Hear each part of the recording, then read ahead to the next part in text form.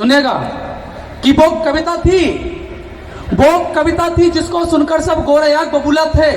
ये कविता है जिसको गाकर सेनानी फांसी झूले थे। ये कविता अगर मंदिर में जाकर गाओ तो भजन बन जाती है।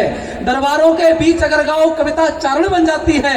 रंगों के बीच अगर गाओ कविता होरी बन जाती है। माँ का स्वर मिल जाए तो कविता लोरी बन जाती है। तालियां आप लोगों की खामोश है। अब कवि सम्मेलन शुरू होने वाला है। मैंने अब तक तो आपके लिए जो प्रस्तुत किया उन्होंने केवल माता सरस्वती की आराधना यहाँ प्रस्तुत की, लेकिन जो मैं अब कवियों को बुलाने जा रहा हूँ, एक बार फिर करा दूं सब कवियों का परिचय। चलिए, आप लेट आए हैं, आप ही आयोजक हैं, आप ही लेट आए हैं। अच्छा, पहले आ गए हैं। चलिए, एक बार पुनः परिचय की मांग हुई है तो मैं एक बार छोटा छोटा परिचय पुनः आपको करा दूं। हमारे बीच में मेरठ से आई अंतर्राष्ट्रीय कवित्री हमारी बड़ी बहन तुषा शर्मा जी उपस्थित हैं। साथ ही चंद्र प्रकाश शर्मा जी आज के कार्यक्रम के अध्यक्ष मेरठ से हमारे बीच उपस्थित हैं। वहीं बराबर में डॉक्टर रंजन विशद जी बाराबंकी से हमारे बीच उपस्थित हैं। हरीश शर्मा जी उर्फ यमदूत जी, सीधे यमदूत जी आपके बीच आए हैं ग्रेटर नोएडा से। और साथ में हमारे एक नवांकुर शायर जीशान अंसारी, साथ में अमित शुक्ला जी और रागिनी गर्ग जी, ये आज की टीम है। मैं एक बार पहले परिचय आपको दे चुका हूं। मैं सीधे शुरू करता हूं। बता रहा था कि कविता होती क्या है। जुड़िएगा रामपुर वालों कि वो कविता थी जिसको सुनकर सब गोरे आग बबूला थे। ये कविता है जिसको गाकर सेनानी फांसी झूले थे।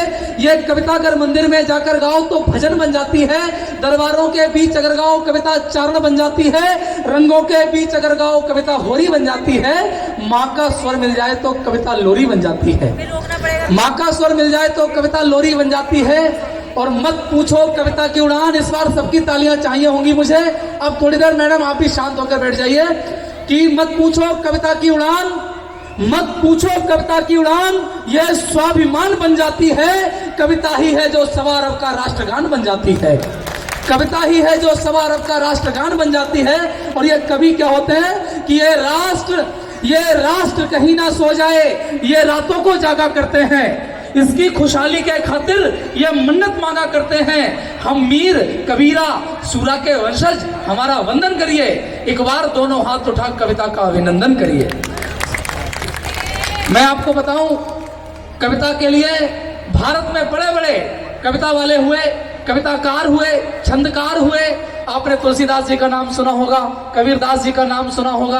कुछ ऐसे जिन्हें आपने हिंदी की कविताओं में हिंदी की किताबों में पढ़ा है। ऐसे ही कुछ कवि हमारे बीच हैं जो आगामी 100 सालों में 200 सालों में किताबों में पढ़ाए जाएंगे, जिनको आप लोग पढ़ेंगे। हम लोग निराला को पढ़ते हैं, लेकिन हम कहते हैं निराला तो पहले हुए। लेकिन आज आपके सामने प्रेजेंट में कवि बैठे हैं जिनके लिए आप आज से 100 साल बाद आपकी पीढ़ियां पढ़ेंगी।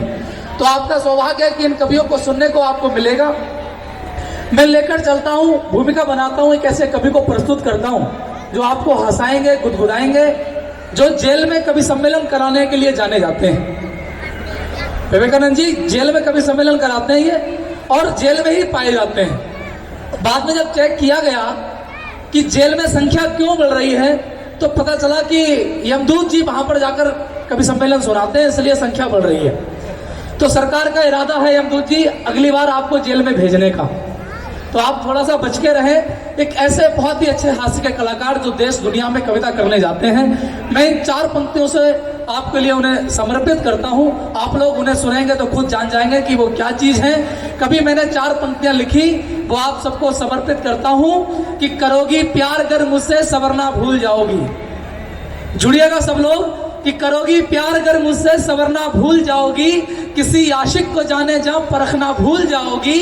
अगर एक बार भी मुझको भुलाकर और को देखा, तुम्हारी टांग तोड़ेंगे निकलना भूल जाओगी।